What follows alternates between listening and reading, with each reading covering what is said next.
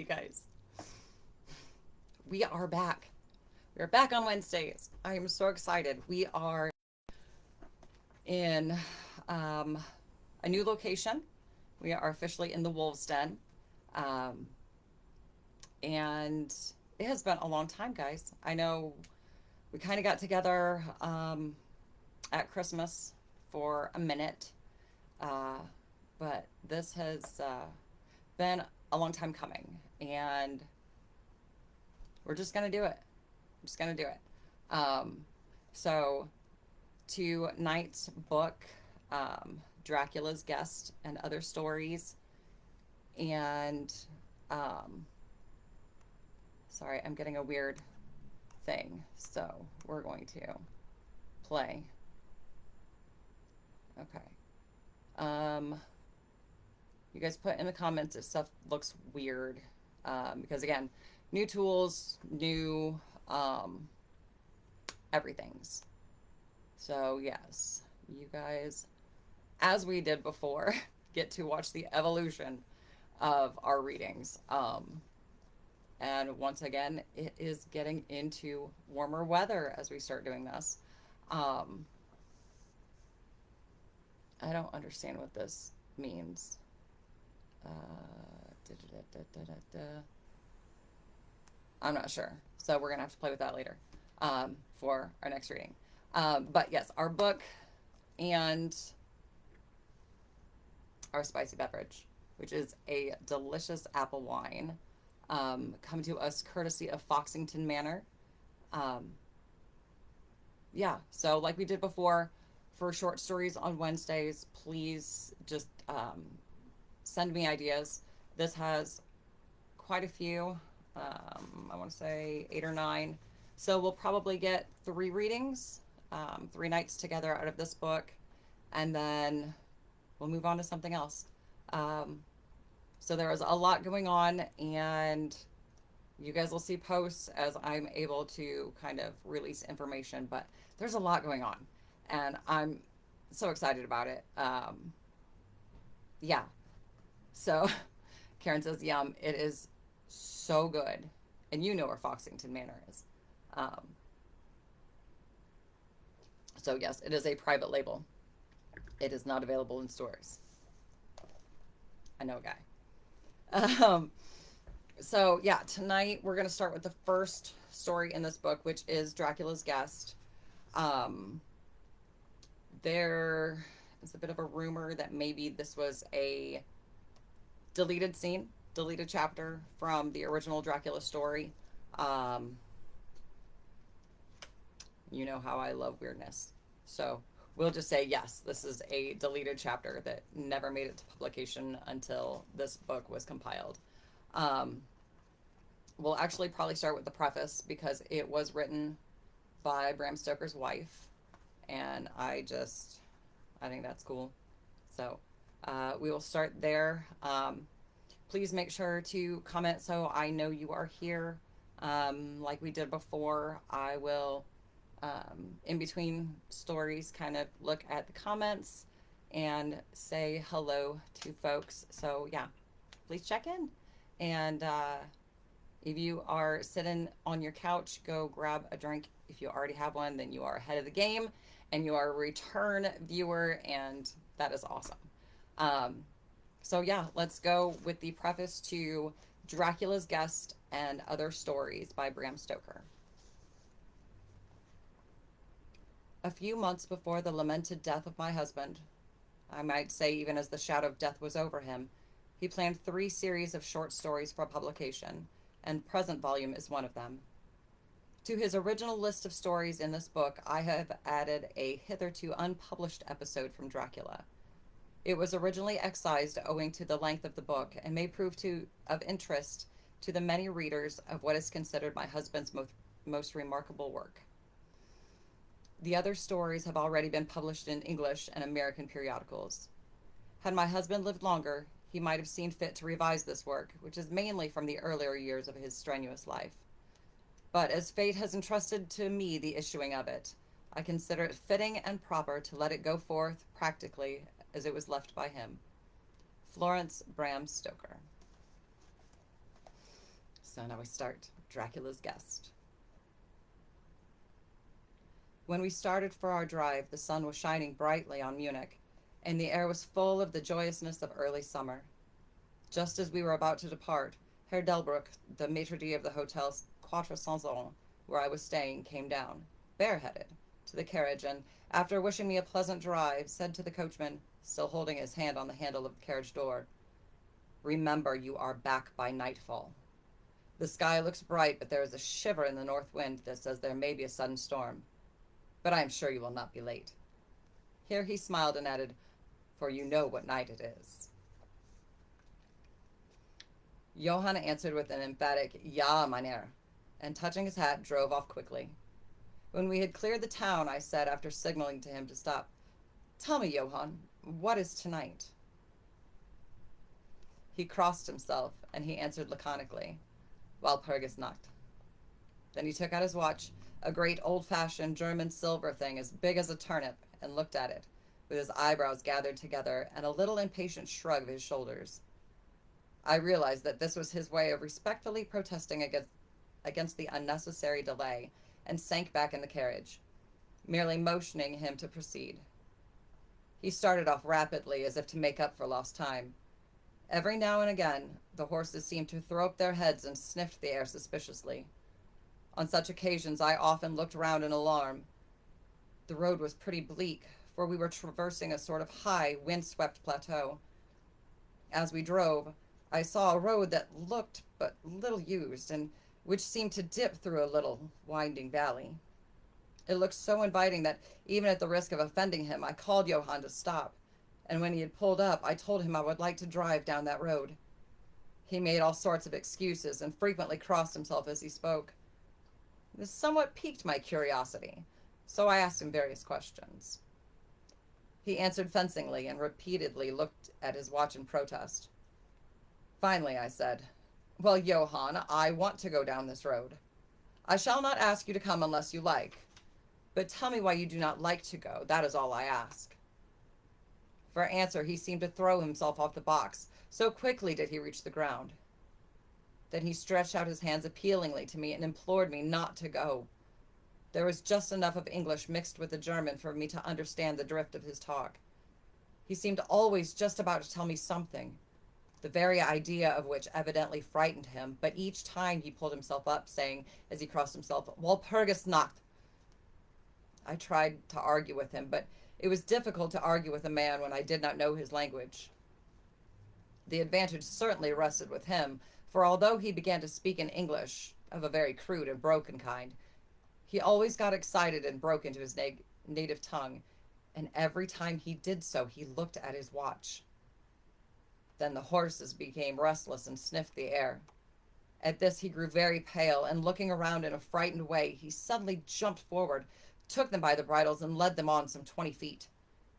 I followed and asked why he had done this. For answer, he crossed himself, pointed to the spot we had left, and drew his carriage in the direction of the other road, indicating a cross, and said, first in German, then in English, "Buried him what killed themselves." I remembered the old custom of burying suicides at crossroads. Ah, I see. A suicide. How interesting. But for the life of me, I could not make out why the horses were frightened. Whilst we were talking, we heard a sort of sound between a yelp and a bark. It was very far away, but the horses got very restless, and it took Johann all his time to quiet them. He was pale and said, "It sounds like a wolf, but yet there are no wolves here now." "No?" I said, questioning him. "Isn't it long since the wolves were so near the city?" "Long, long," he answered. "In the spring and summer, but with the snow the wolves have been here not so long."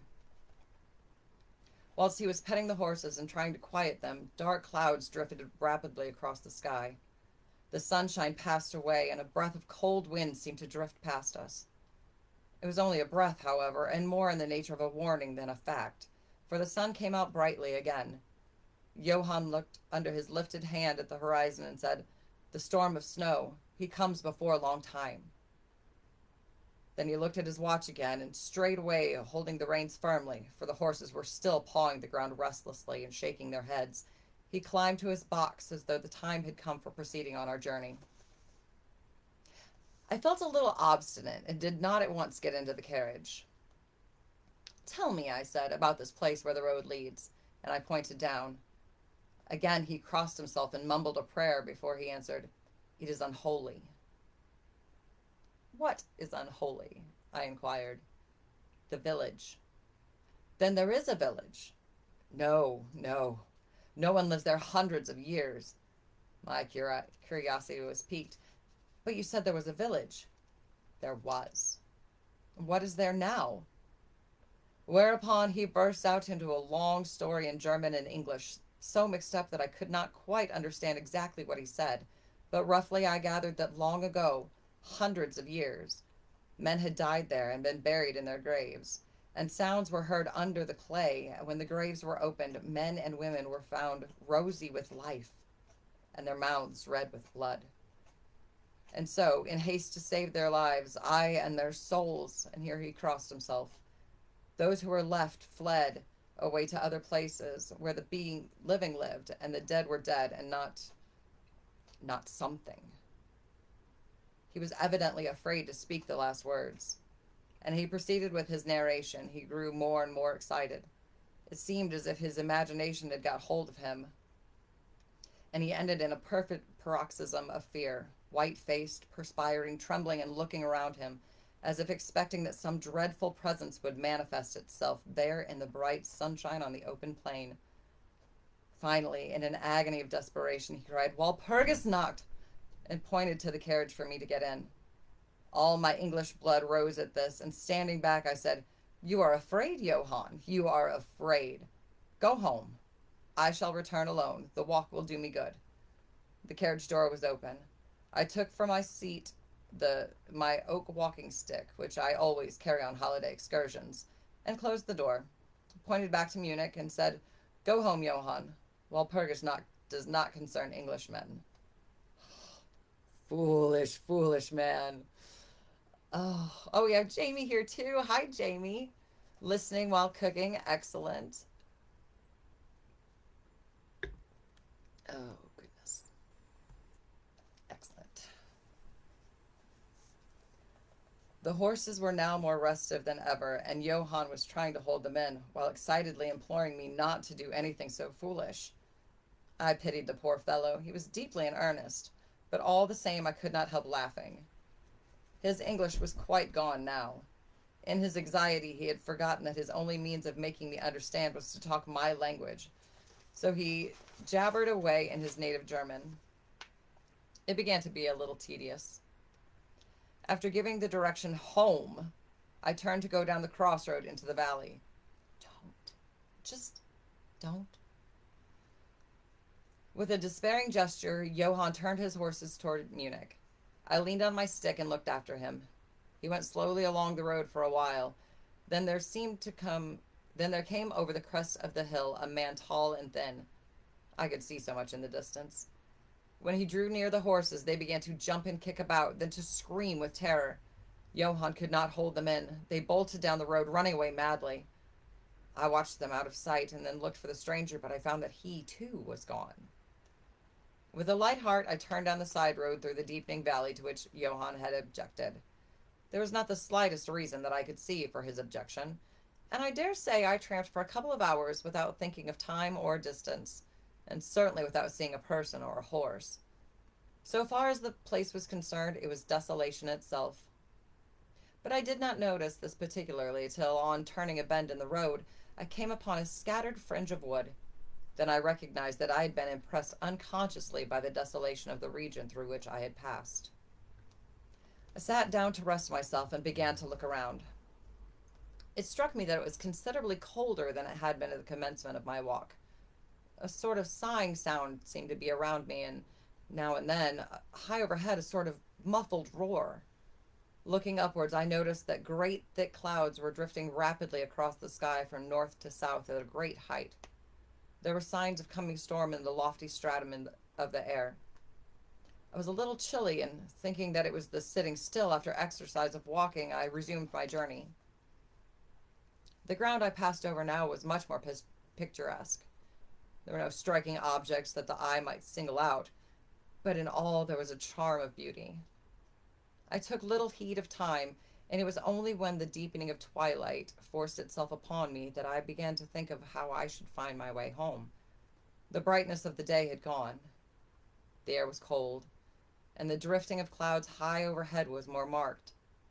They were accompanied by a sort of far-away rushing sound, through which seemed to come at intervals that mysterious cry which the driver had said came from a wolf. For a while I hesitated. I had said I would see the deserted village, so on I went, and presently came on a wide stretch of open country, shut in by hills all around. Their sides were covered with trees which spread down to the plain, dotting in clumps the gentler slopes and hollows which showed here and there. I followed with my eye the winding of the road, and saw that it curved close to one of the densest of these clumps and was lost behind it. As I looked, there came a cold shiver in the air, and the snow began to fall. I thought of the miles and miles of bleak country I had passed, and then hurried on to seek the shelter of the wood in front. Darker and darker grew the sky, and faster and heavier fell the snow, till the earth before and around me was a glistening white carpet, the further edge of which was lost in misty vagueness. A great phrase, misty vagueness. The road was here, but crude, and when on the level its boundaries were not so marked as when it passed through the cuttings, and in a little while I found that I must have strayed from it, for I missed underfoot the hard surface, and my feet sank deeper in the grass and moss. Then the wind grew stronger and blew with ever increasing force, till I was fain to run before it. The air became icy cold, and in spite of my exercise, I began to suffer. The snow was now falling so thickly and whirling around me in such rapid eddies that I could hardly keep my eyes open. Every now and then the heavens were torn asunder by vivid lightning, and in the flashes I could see ahead of me a great mass of trees, chiefly yew and cypress, all heavily coated with snow. I was soon amongst the shelter of the trees, and there, in comparative silence, I could hear the rush of the wind high overhead. Presently, the blackness of the storm had become merged in the darkness of the night. By and by, the storm seemed to be passing away. It now only came in fierce puffs or blasts. At such moments, the weird sound of the wolf appeared to be echoed by many similar sounds around me. See? There's really no such thing as a lone wolf. You're never going to find just one.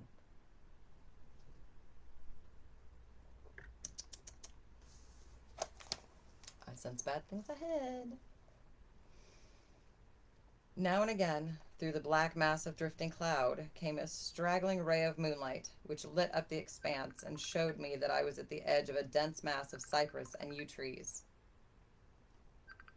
As the snow had ceased to fall, I walked out from the shelter and began to investigate more closely.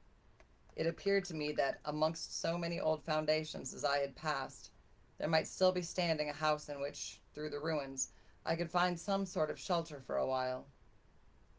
As I skirted the edge of the copse, I found that a low wall encircled it, and following this, I presently found an opening. Here the cypresses formed an alley. Sorry, guys. Hang tight just one moment. Bear with. Bear with. Thank you.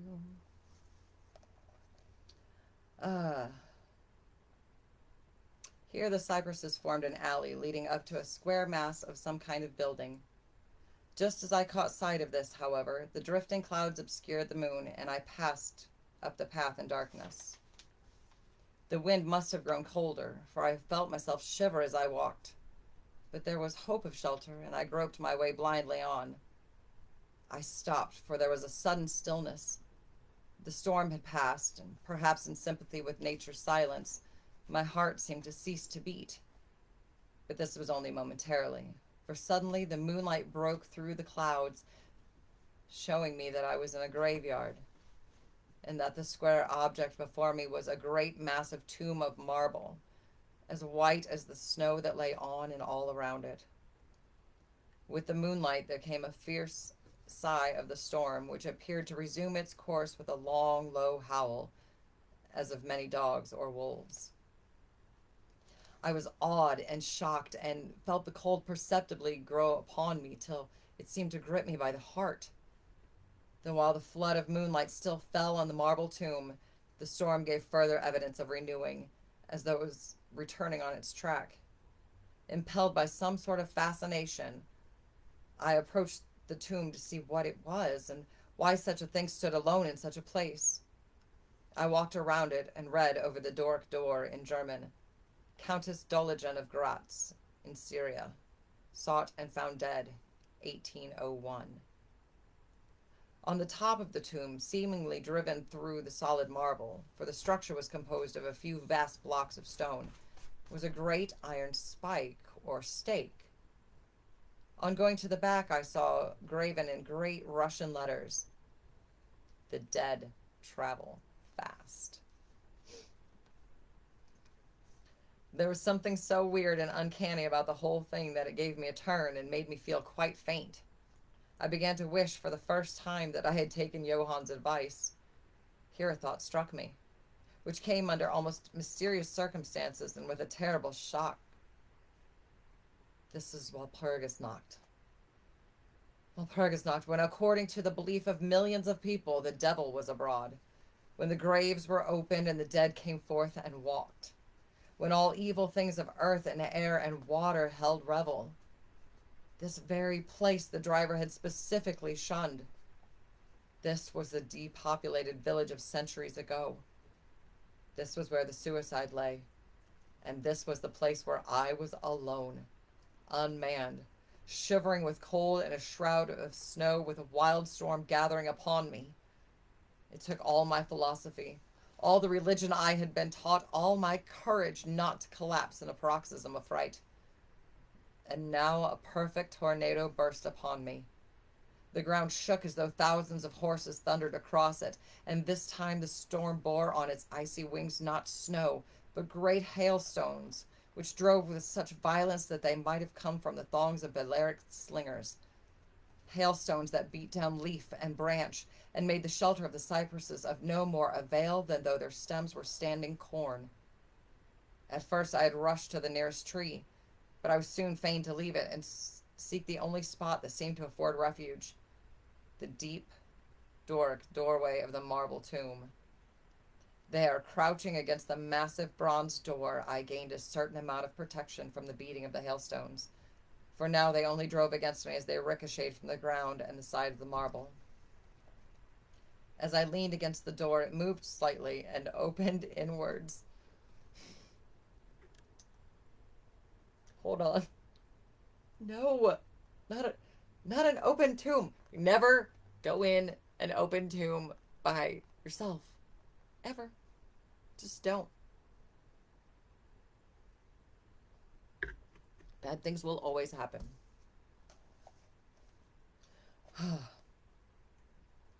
The shelter of even a tomb was welcome in that pitiless tempest, and I was about to enter it when there came a flash of forked lightning that lit up the whole expanse of the heavens. In the instant, as I am a living man, I saw, as my eyes were turned into the darkness of the tomb, a beautiful woman. Always take a friend, Katie. Let's go. Listen, sister.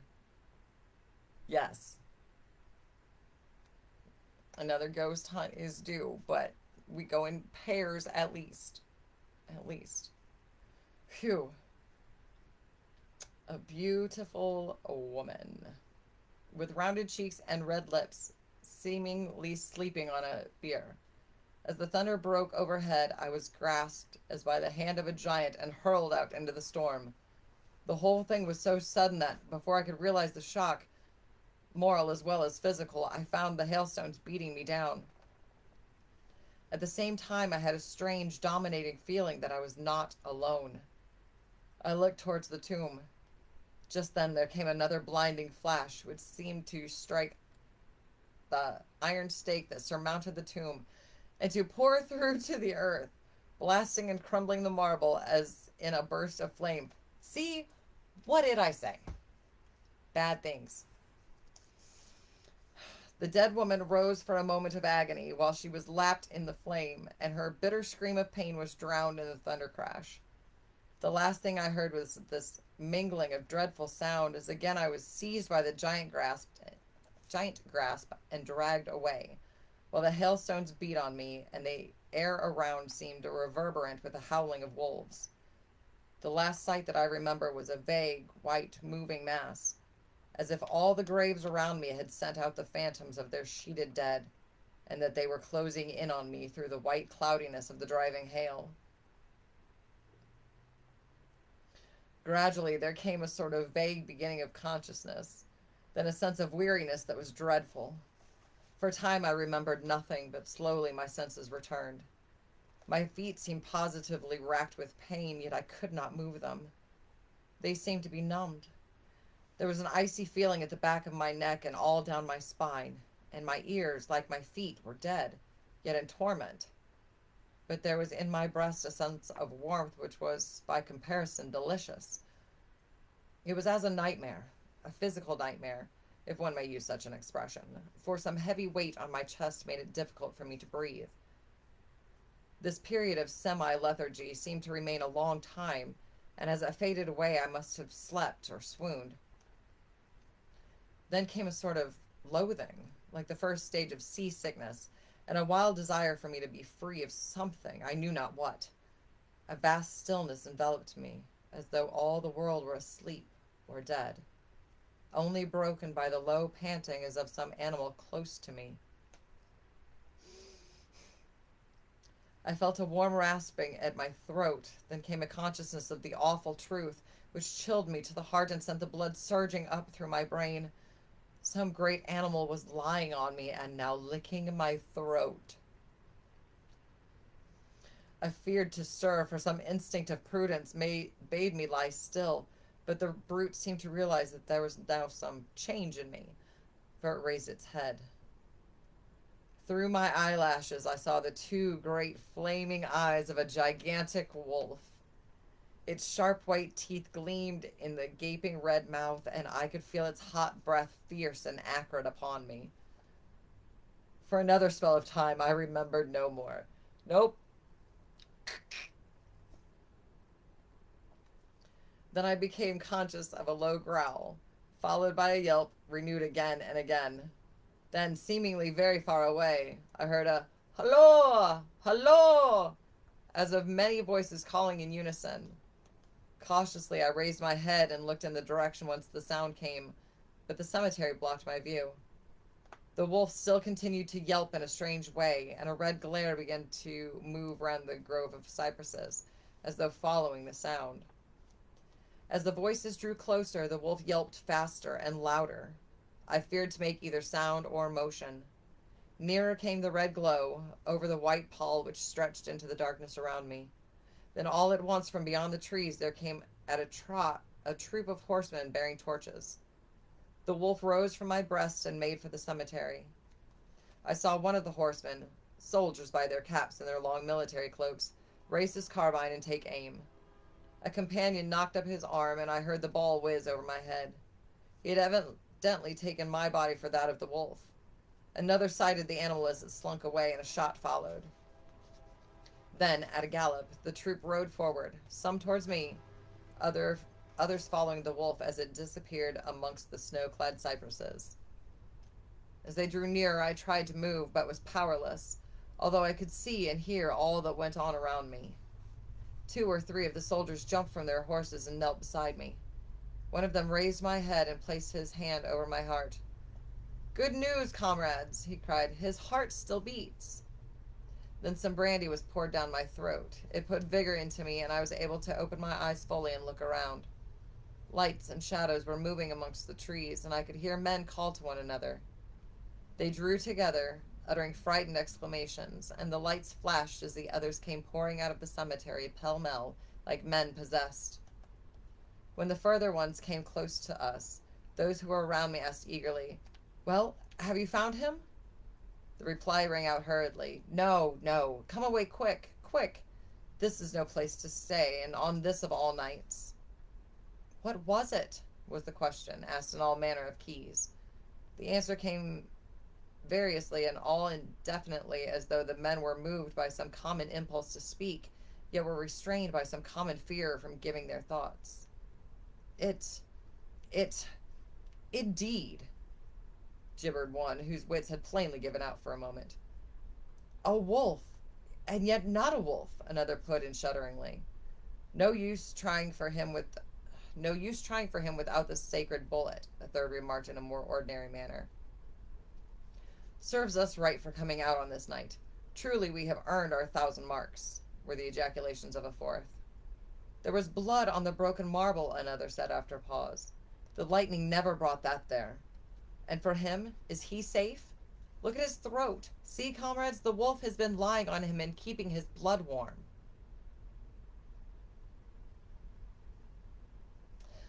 The officer looked at my throat and replied, He is all right. The skin is not pierced.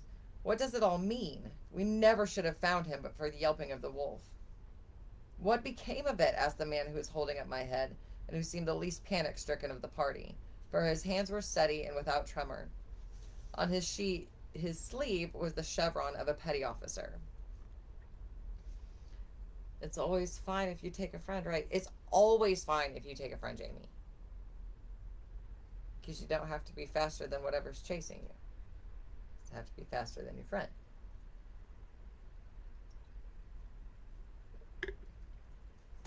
But I love you. It went to its home, answered the man, whose long face was pallid, and who actually shook with terror as he glanced around him fearfully. There are graves enough there in which it may lie. Come, comrades, come quickly. Let us leave this cursed spot. The officer raised me to a sitting posture, as he uttered a word of command, then several men placed me upon a horse. He sprang to the saddle behind me, took me in his arms, gave the word to advance, and turning our faces away from the cypresses, we rode away in swift military order. As yet, my tongue refused its office, and I was perforce silent. I must have fallen asleep, for the next thing I remembered was finding myself standing up, supported by a soldier on each side of me. It was almost broad daylight, and to the north a red streak of sunlight was reflected, like a path of blood, over the waste of snow. The officer was telling the men to say nothing of what they had seen, except that they found an English stranger guarded by a large dog. Dog? That was no dog, cut in the man who had exhibited such fear. I think I know a wolf when I see one. The young officer answered calmly, I said a dog. Dog, reiterated the other ironically. It was evident that his courage was rising with the sun, and pointing to me, he said, Look at his throat. Is that the work of a dog, mister? Instinctively, I raised my hand to my throat, and as I touched it, I cried out in pain. The men crowded round to look, and some were stooping down from their saddles. And again there was the calm voice of the young officer. A dog, as I said. If aught else were said, we should only be laughed at. I was then mounted behind a trooper, and we rode on into the suburbs of Munich. Here we came across a stray carriage, into which I was lifted, and it was driven off to the Quatre Saisons. The young officer accompanying me, while a trooper followed with his horse, and the others rode off to their barracks. When we arrived, Herr Delbruck rushed so quickly down the steps to meet me that it was apparent he had been watching within. Taking me by both hands, he solicitously let me in. The officer saluted me and was turning to withdraw when I recognized his purpose and insisted that he should come to my rooms. Over a glass of wine, I warmly thanked him and his brave comrades for saving me. He replied simply that he was more than glad, and that Herr Delbruck had at the first taken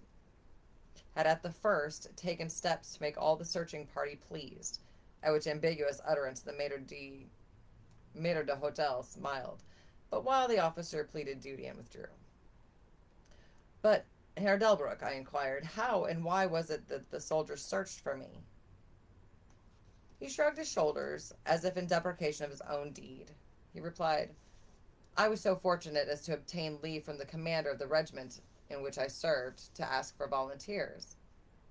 But how did you know I was lost? I asked. The driver came hither with the remains of his carriage, which had been upset when the horses ran away. But surely you would not send out a search party of soldiers merely on this account. Oh, no, he answered. But even before the coachman arrived, I had this telegram from the boyar whose guest you are. And he took from his pocket a telegram which he handed me, and I read, "Be careful of my guest. His safety is most precious to me. Should aught happen to him, or if he be missed, spare nothing to find him and ensure his safety. He is English and therefore adventurous. There are often dangers from snow and wolves and night. Lose not a moment if you suspect harm to him. I answer your zeal with my fortune. Dracula." As I held the telegram in my hand, the room seemed to whirl around me, and if the attentive maitre d'hotel had not caught me, I think I should have fallen.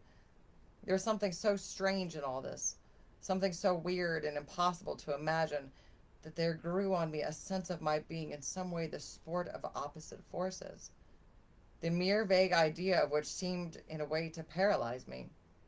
I was certainly under some form of mysterious protection.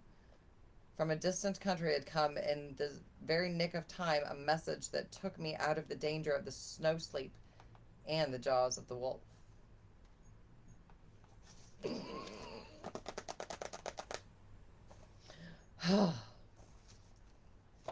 Okay, what do you guys think? That was good, right? Yeah. So, okay, wifey confirmed it. We absolutely say it's a missing chapter, and after reading it, yeah. So, let's see. Do we have time for another?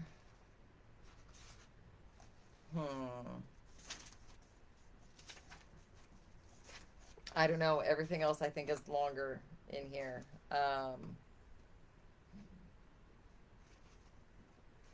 So yeah, so we will just leave it at this for tonight. Um, Next Wednesday we will do this again, but it will probably be 8 o'clock ish, maybe a couple minutes after, because I think I have a meeting at 7. So anyway, yes, thank you guys so much for being here. Karen, Ashley, Jamie, thank you for checking in. Yeah, and we'll do this again next week. And you guys know I read cold, so I apologize for any stumbling, but I like to learn it when you guys learn it and be scared together and have a great time. So, I love you guys. Thank you so much for being here with me tonight. We will do this again next Wednesday. And you are welcome, Jamie.